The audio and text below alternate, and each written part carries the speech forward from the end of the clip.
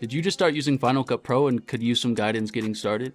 Well, you've made it to the right place, as today I'll be giving you my complete beginner's guide to editing in Final Cut Pro. Now, Final Cut Pro is a professional grade software, but I'll be trying to make it as simple as possible for you so that way you can have some confidence as you get started. But before we hop into the video, my name is Des Cole and you're tuned into Kbfl Dyfrent, the series created to help give you the skills that will allow you to take your life into your own hands. And guys, we're super close to 200 subscribers, so if you find value in this video or really any of our videos and you would like to show your support, then go ahead and like this video, subscribe to the channel, and go ahead and share any of the content that you think any of your friends or family would find valuable as well. Now, I'll be trying to keep this video as short as possible because you are probably going to want to reference this video more than once, because this is just a lot of information to be getting just in one sitting. So make sure that you save this video, and please let me know in the comments below if you guys would like me to go any further in depth into any of the concepts that I covered today.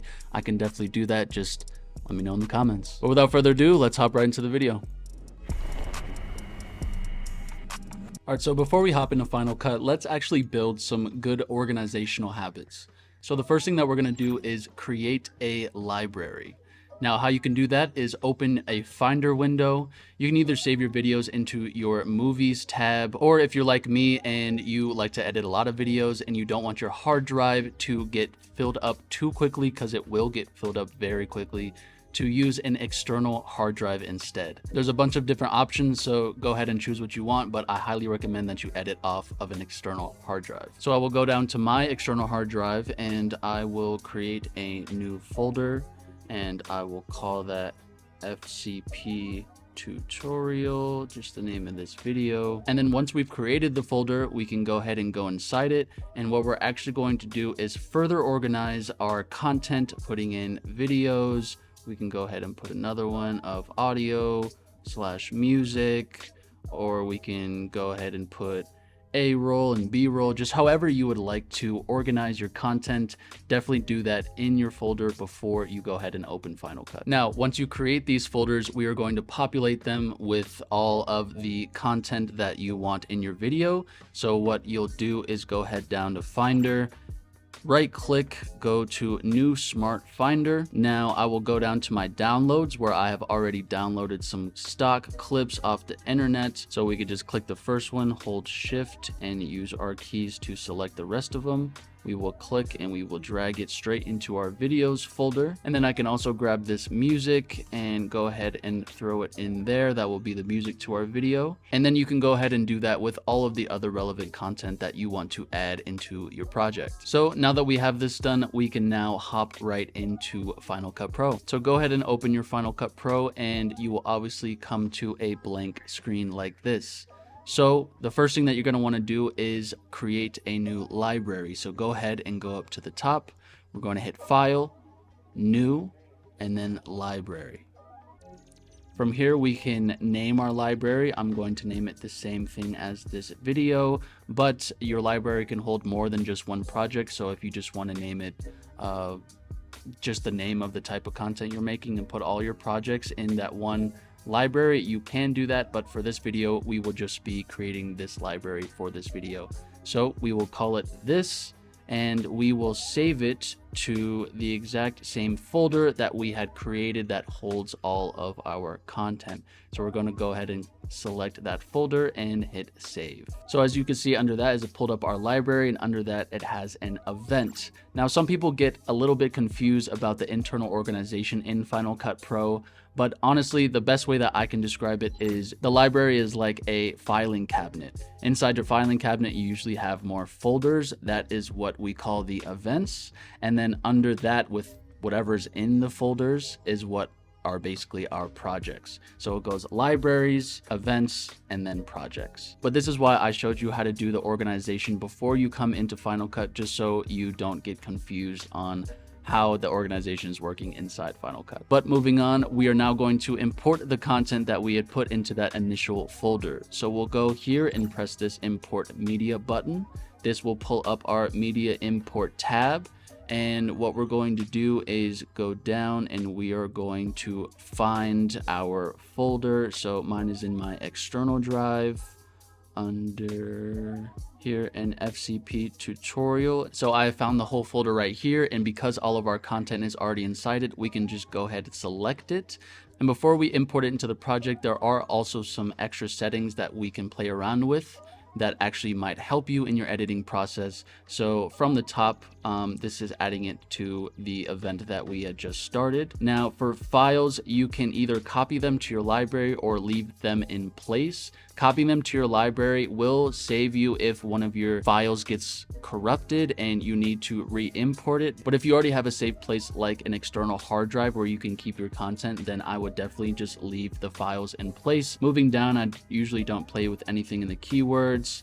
I also don't really play with anything in the analyze video. Now in transcode, I usually leave this, but if you are using a slower computer or your computer just a few years older and you're afraid of how long it'll take to render the clips, then you can use what is called a proxy media. Proxy media is basically Final Cut Pro taking the clips and creating a smaller, reduced quality file size, which just allows you to speed up your editing process, not having to wait for your clips to render.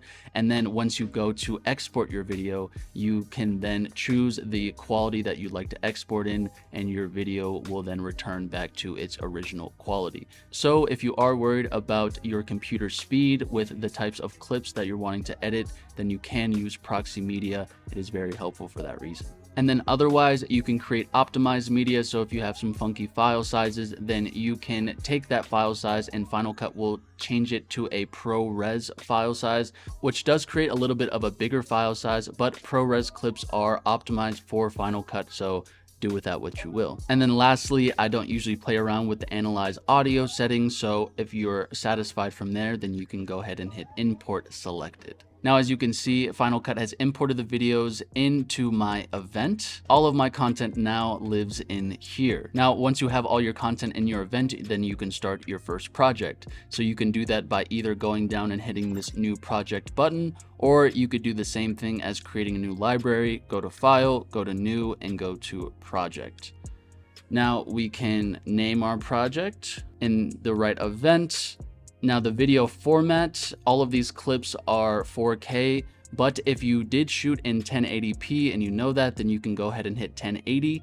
Or if you are making content for something like Reels or TikTok or YouTube Shorts, then this is the option, this vertical option here will allow you to create that vertical content. But like I said, all of this content is in 4K, so we'll just keep that there. Resolution 3840 by 2160. And then moving down, the rendering and the audio, I usually never change, and I don't usually recommend that you do either. If you do not see these settings, if it just shows up like this, then make sure you hit this use custom settings button and it will show you the rest of the settings here. But once you fill this out, then go ahead and hit OK. And once we hit that, you can see that Final Cut opens our timeline here at the bottom. Now, before we get into actually editing our first video, I actually want to just show you guys around and give just a quick overview of exactly what we're looking at here in Final Cut Pro. So starting from the top left, we have our libraries tab, which is something that we've already kind of covered. It holds our libraries and then all of our events as well. Moving over from that, we have our media tab. This is any internal media that you have on your computer, photos, music, Apple TV, or sound effects, something that you just have already internally. They'll all show up here. And then lastly, we have our titles. Really what'll show up just for you are these first few titles, but if you have any plugins, which I will mention later, then they will all show up here as well. Now moving to the center of the screen, this is obviously where our video will be playing. So right up here, you can choose how big you want your video to be. So right now I just have it fit to the screen. You could make it smaller or bigger, but I usually just keep it in fit. And then in view, you can also customize some other settings if you would like, but I usually don't touch those. So before we go over the whole UI of Final Cut, we are going to import our media into the timeline so that way we can see how the entire inspector panel and all of this stuff works. So you can easily do that by just pressing this video, hitting Shift, and pressing the last video, or if you don't want to do that, you can just press select all and then click and drag, and that will bring all of your content into the timeline. So after we import all that in, you will see this little loading screen here in the top left. You can go ahead and press that. What this shows is actually the background task that Final Cut is performing. If it is rendering in the background or uploading video, then it will show you within here, but you can go ahead and close that. All right, so now that we actually have some content in our timeline, we can play around with this inspector panel. Now again, this whole section is categorized by these buttons. So the first button is just your inspector panel. And so as you can see with the clip that we have here already, we can change the opacity. We can transform it by moving it on the x-axis or on the y-axis. We can make it bigger or smaller using the scale. And a quick tip with using the inspector panel, if you just click and drag, it just makes it way easier than putting in exact pixel amounts. You can just go ahead and click and drag and it will move everything. Right under transform, we have crop. So if you like to crop your footage, you could do that from either of the sides using these sliders. And then right under crop, we have distortion. So if you want to play with the z-axis at all, then you can do that, playing around with each one of these corners. I usually don't play around with that, but you can do that as well. And then lastly, in the inspector panel is where you will edit your text. So if we go into the top left to our titles and we grab one of these titles, then once we press that, then we can go ahead, go in here, change the text. We can change the font, so I like to use Kurosaki. You could change the size of it. You can change the spacing if it's multiple lines, and then you can also change what is called the tracking, putting just a little bit more space between each letter. And then if you would like to change the color of your text, you can come down here. This is a material, but simple enough. You can just come down. You can either use the wheel, or if you have some colors that you already have saved in your wheel, then you can just use those, or you can use the color picker and you can press that and go ahead and choose a color in your footage. And then the next tab is where you will be able to customize the colors, and this is where the color wheel lives. Now default, it will show up with this color wheel, but if you use any former versions of Final Cut Pro, or you would just like a different visual on how to edit it, then you can come up here and press color wheels if you would like. You can go to color board if you want, and then you can also do color curves. But what I usually do is just come over to the color wheel. This arrow on the side on the left is always the saturation, so you can lower the saturation or up the saturation. And then on the right side, this is your exposure, so you can increase the exposure or decrease the exposure. And then in the middle, you can play with the hues and the tints of your footage just by grabbing and dragging to whatever color you would like to see. But if you've made an edit and you want to reset the color wheel, all you have to do is go to where you changed it and double click, and that will reset your color wheel. You can also change the colors or the temperature, the tint, or the hue by coming down here and using these sliders. And then you can come down and just have a little bit more control over what you're changing. But other than that, the color wheel is categorized into global, shadows, midtones, and highlights. If you would like to see these all at once, then you can grab this side of the panel and drag it, and as you can see, all of the color wheels will show up, and so you can edit it like that. And then lastly, this is just the information of the clip. You usually won't even need to be in here, so don't need to worry about that. And then if we move above the inspector panel, you can see these three buttons. These control the perspective that you have of your workspace. So as you can see, as I press these and make them go away, it just brings up the panel or makes it go away, just so if I want, I can have more viewing space of my edits. And next, moving back down to the middle, now that we have some footage in here, we can actually play around with these tools. So when we click on one of our clips, then we can go and we can transform it, which allows us to basically do what this whole tab does. And we can click and we can make it bigger or smaller. We can crop it. So say you want just this part of the footage, or if you want the whole part of the footage, you can do that. And then you can also do the distortion just like we had mentioned in the inspector panel. So if you want to just do it here manually and not have to worry about the numbers or the sliders, then you can go ahead and do that here. And if you make any changes that you want to reset, then you can go up to the top right up here and hit reset, and then you can hit done. Other things that you could do with the clip are balance color and match color and show the color inspector. Again, these are just little shortcuts you could use to get to editing the color. And then right over next to that is the speed. So you can slow down your video, you can speed it up, you can reverse your clip, and then you can also do speed ramps. Those are mainly what I use in there, but you can also do a couple of other things in there as well. Right here in the center is where we can start and stop our footage. And then over here to the right is where we can play full screen, as you can see. So once we're done with our edit, then we can see what we have just edited. So now as we move down to the timeline, obviously this is what is called the magnetic timeline.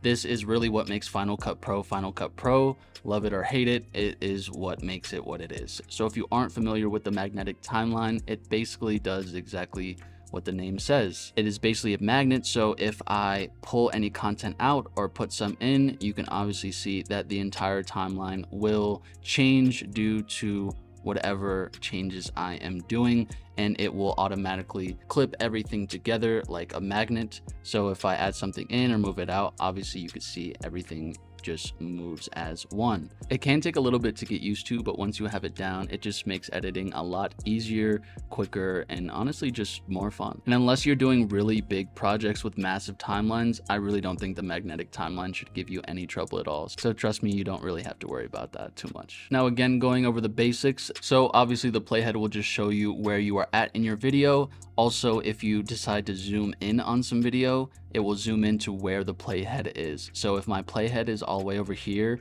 but I want to zoom in over here, it's going to zoom in wherever the playhead is. And so you just need to make sure that that is where you want to zoom in. Otherwise, it's just kind of showing you exactly where you're at in your video. And as you guys can see, as I'm moving my playhead over the video, it is doing what is called skimming in Final Cut Pro. And it will also do the same thing with audio if you have audio in your clips. I usually don't like having that, so what you could do is either press S, or you can come over here and turn off these scrub settings. This is for the audio and this is for the video. So now as I scroll over, it doesn't move too much. It kind of gets annoying after a while. So other buttons over here that will be relevant for you is this one right here, which brings up all of your effects. Now Final Cut comes with its own set of effects. They are limited, but you actually do have some effects that you can use in your videos, such as comic or ink, or let's see, this is comic. We can use Alien Lab, just a bunch of different effects that we can add on top of our videos to make them look a little bit more interesting. And then the button right next to that are the transitions. This is where you will find all of your blurs, your directional blurs, your zooms, all of the ways that you can transition from one clip to another. And a transition that I found myself still using all the time that is native to Final Cut Pro is the cross dissolve. So if you grab, then you can go ahead and drag it straight into your footage. You can click, and sometimes the footage won't let you, but sometimes you can also make the transition longer or shorter if you would like.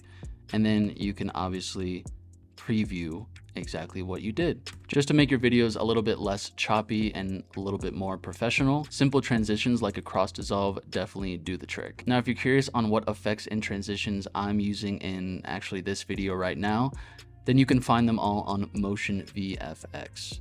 I won't go too deep into explaining it, but Motion VFX is where I find all of my plugins. So check it out if you're looking for those. But coming back to Final Cut Pro, we are finally ready to edit our first project. So the first thing that we're gonna do is cut all of our clips down to how long we want them to be. So the first thing that we're gonna do is make sure that all of our clips are how we want them, as long as we want them, and make sure that they all fit inside of the frame. So like this first clip here, as you can see, it is too small for the frame, all this black space on the outside. So what we'll do is we'll click it and we will simply just scale it up. We will then go through all of our other clips and make sure that they fill the entire screen. So this one doesn't, so we will scale this one up as well.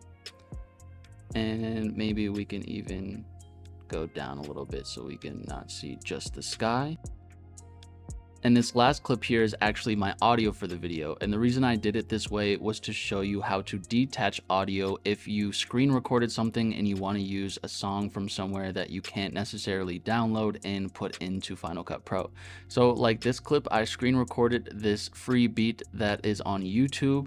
And what I can do is select the clip, right click, and hit detach audio. Now what I'll do is take the audio and move it to the beginning of my clip, take the video portion of the clip and delete it. And now all we have left is the audio. All right, so now that we have our audio under, I'm not going to make you listen to this audio. So we're actually going to disable it for now. And you could disable any clip by just clicking it and pressing V. And as you can see, that will make it darker, showing that it's disabled. Now, as you can see, I threw a couple of the clips on top just to show you that you can throw clips over top, or you can bring in new clips and overlay them over content if you would like to do so, or you can go ahead and just put them at the end. But I just want to show you that you can go ahead and do that if you wish. And we don't have too many clips here, but let's go ahead and just make this video a little bit more pleasing to watch. So let's just grab some of these clips and we're going to make them a little bit shorter. And another way you can do this, instead of bringing down all of your full clips and then editing them down here, if you know which part of the video you would like to choose and just want to choose it from up here, then you can go up here, go to the clip, go to the part that you want to watch, and you can go ahead, click, press I, and that will create your initial starting point. And then you can go to where you want to end it, click and press O. And that will end, and then you can go ahead and just bring down that portion of the clip. So that just makes importing media a little bit faster, but to be honest, I bring in all of my clips and edit them in the timeline. So however you want to do it, I just wanted to show you that that is an option. But let's continue and make some of these clips smaller. Another thing that I'm going to do, because I already have audio at the bottom, is I'm going to just take the audio, which you can see is this bar here, and I'm going to just bring it all the way down, taking out all of the audio so that way it does not collide with the music that I imported. These other clips don't have music, so those shouldn't be an issue. You can hit the space bar to play back and to pause. And now you can see we have a video clip together. Now what we could do from here is go ahead and go into our transitions. We can put some dissolves in between some of our clips. I don't like to put transitions in between every 2 clips, but I think that it does give a little bit more of a professional vibe to it and something nice and simple. And then usually at the end, I like to do something like a fade to color. And then you can play around with this, make it long, so that way it fades to black. You can also change the midpoint of a fade. So say I want this to fade closer to the end, then I can go ahead and put this all the way at the end, or from the beginning I can hold to not have the transition start so quickly. I usually don't change that, but I do sometimes change this midpoint. As you could see, it just makes the transition go a little bit longer. So we'll go a fade to black at the end, and we'll go a fade to from the color at the beginning. So now our video fades from black. Actually, I want to make that a little bit longer.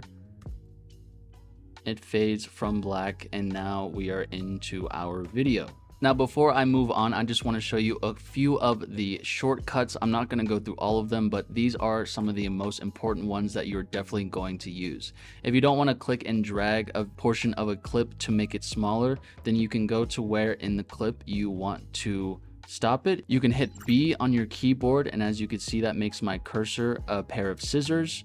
I can go over the portion with my playhead where I want and just click, and as you can see, it makes it 2 different clips. Now to just get back to our regular selective cursor, then all we have to do is press A.